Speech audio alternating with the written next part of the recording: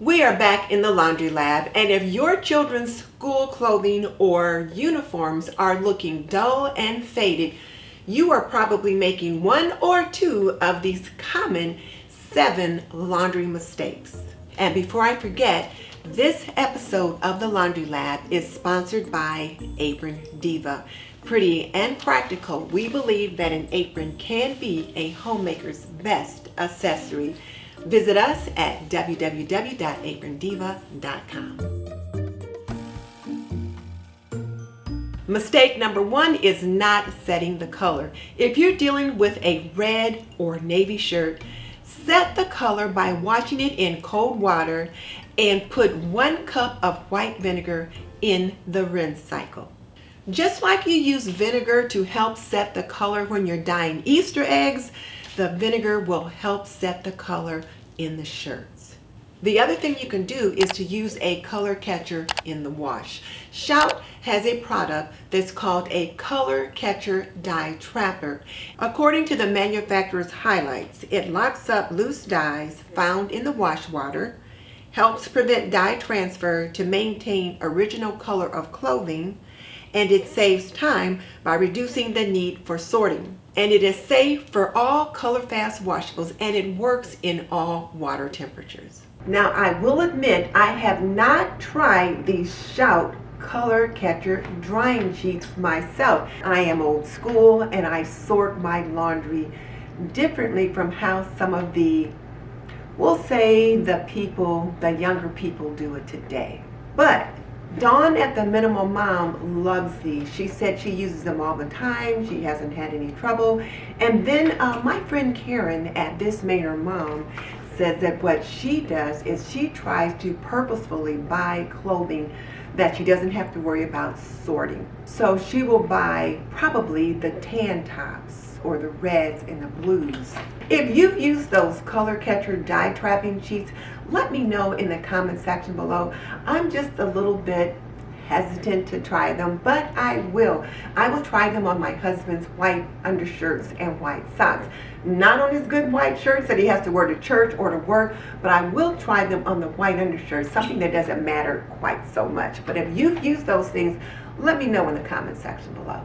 Mistake number 2 is not washing clothing in cold water. According to Speed Queen, the proven performer in laundry, washing in cold water keeps the clothing fibers shut. It keeps them closed, so it keeps the dye trapped inside. Washing clothing in warm water opens up the fibers and allows the dye to transfer out. Now, the clothing will stop releasing dye after a few washes, but it could be a few washes too late to save a favorite shirt or blouse. So wash clothing in cold water unless it contradicts garment washing instructions.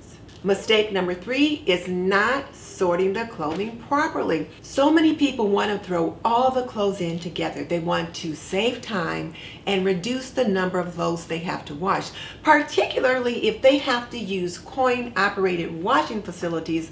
The number of loads you have to wash does add up to the more money you have to spend. So I get it. However, it is better to sort the clothes properly to prevent color transfer, fading, and just all around dinginess on your clothing. I sort whites, lights, colors, and darks. I don't want my whites coming out ecru, and I don't want my lights having any kind of color shifting or color fading. Now, keeping it real, when I was a young wife and young mom and our washer broke, I had to go to a laundromat for a few weeks until we could replace our washer. And I began to see that with all the different little piles that I like to sort when I'm doing laundry, that money added up very quickly, and I did find myself kind of condensing piles. So do the best you can. Keep it in mind, you want your whites and very lights in one pile, your darks in another pile, your colors in another pile, just so you don't have much color transfer. And you always want to have the Shout color catching dye trapping sheets on hand. That's a mouthful. And when you buy your uniform jumpers, I advise against buying the jumpers that come with the white blouse attached. I think it's best to buy a jumper where the blouse and the jumper itself are separate so that you can wash the white blouse separately as it needs to be washed, and you can wash the jumper separately as it needs to be washed. Some of the common color combinations that you will see in school uniforms include pretty little olive green plaids like this, or it might be more of the burgundy plaids like this, and then of course that pretty blue and white and green plaid and things like that. And typically what you will see with those kind of plaid jumpers are these white polo shirts or a pretty little white blouse such as this. Washing instructions are: machine wash cold in cold water separately, do not bleach, tumble dry low. The washing instructions on this one, now this is just for the little blouse. It says turn inside out, we talked about that earlier. Machine wash cold on the gentle cycle with light colors. Use only non-chlorine bleach when needed. Tumble dry low, remove promptly, do not iron. Now, if the pieces are attached, you can address the white blouse with a whitener that is color safe for the jumper, and address the collar and the cuffs if it's a longer sleeve blouse. But that white blouse will become dingy over time because you have to wash that one piece unit according to what's best for the jumper itself and not the white blouse. So there will be some transfer of dinginess, and this white blouse won't be white for very long. It might look a little ecru. Number 4 is not turning the clothing inside out when you wash them. It just kind of helps reduce the fading. So turn them inside out when you wash them. Mistake number 5 is washing heavier clothing with lighter weight clothing.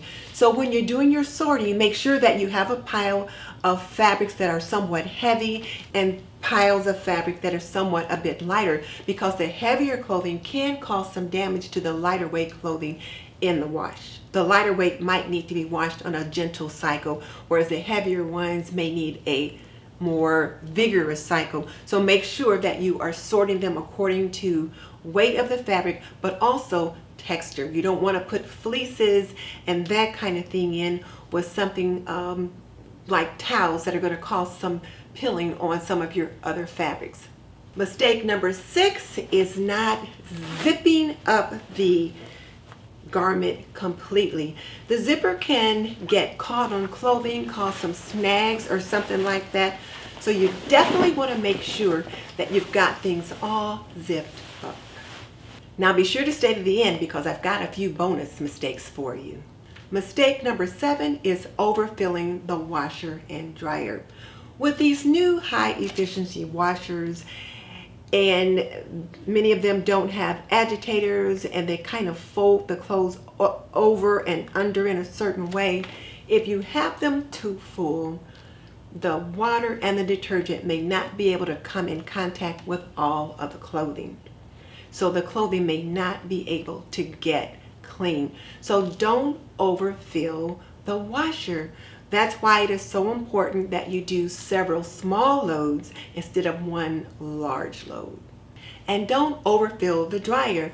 If you overfill the dryer, then the air won't be able to circulate properly and you'll have to run the dryer longer. Now let's get into the bonus round. And you may think that these are the most important mistakes that people are making. Bonus mistake number 1 is not hanging up or folding the clothing as soon as they come out of the dryer. Why? Because hanging them up right away reduces the need for ironing, and the more you iron them over time, it just begins to wear on the fiber and you may end up with some shiny spots. So take them out of the dryer as soon as they're done and hang them up. And to facilitate that, bring some hangers to the laundry area. Have them hanging right on a rack or hook somewhere close by so that as soon as you get them out, you can put them on a hanger. Or do like I will often do. I'll get all the shirts out of the dryer, drape them over a chair until I get everything out, and then hang them right up. I'll fold up the other items and then take everything upstairs where they belong. And then we'll just put these in the closet or put them in the drawer where they belong. Not folding them or hanging them up immediately means that sooner or later, clean clothes are going to end up in the laundry basket or the laundry hamper. And granted, when things are dirty, we want to get them washed, but nobody wants to wash clean clothes. And the more you wash them, well, again, that's just more wear and tear on the clothing. You can address this mistake by washing one small load every day. If you're a stay-at-home mom, throw a load in the wash first thing in the morning, throw it in the dryer after breakfast or before lunch, and then put it away before you start dinner. If you work outside the home, then you might want to throw a load in before you leave for work, throw it in the dryer while you're making dinner, and then put it away as part of your after dinner routine. If your children are of an age where they can assist you, then fold the laundry and put it on their bed, and then they can put the laundry away when they come home from school. But like Fly Lady Cat's husband says, you have to inspect what you expect. That means you need to follow up and make sure they actually put the laundry away. Now, keep in mind, they may not put it away like you would, but they will put it away.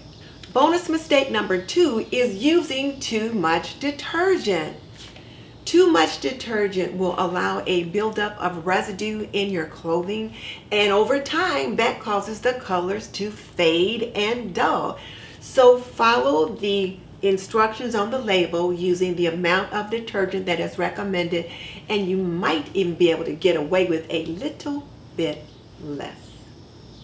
And this bonus mistake is not checking the pockets. I cannot tell you how many times I found sticks of chewing gum in the breast pocket of my husband's dress shirts, or rocks and crayons and other bits of paraphernalia in my children's pockets.